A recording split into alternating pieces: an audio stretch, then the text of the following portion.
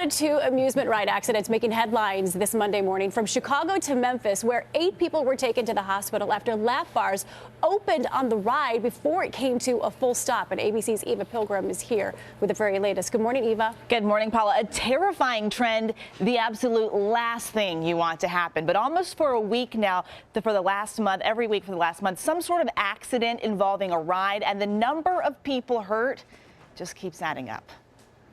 This morning, 2 accidents at 2 different local fairs, leaving a dozen people, mostly children, recovering. I really thought I was going to die. This ride at the Delta Fair in Memphis now shut down after this terrifying scene.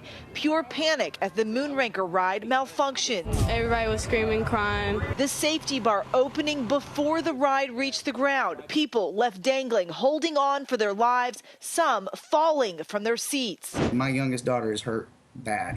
Sean Owen's daughter Faith has a broken wrist and neck injury. One of half a dozen children rushed to the hospital.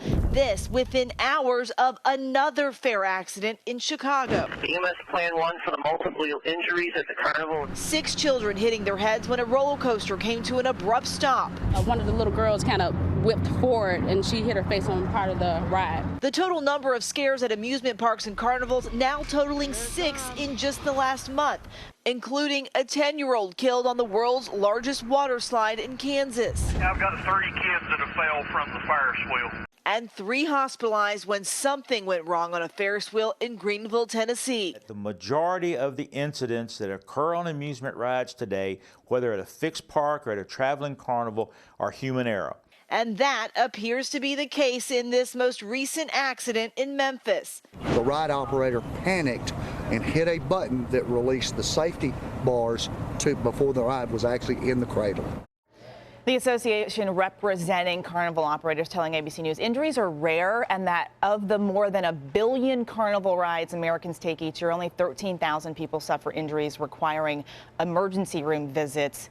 We've seen a lot of these recently. It's enough to make people pause before they get on. Yeah, it just feels like they've happened in a condensed period of time. But thanks for those numbers and putting it in perspective, Eva.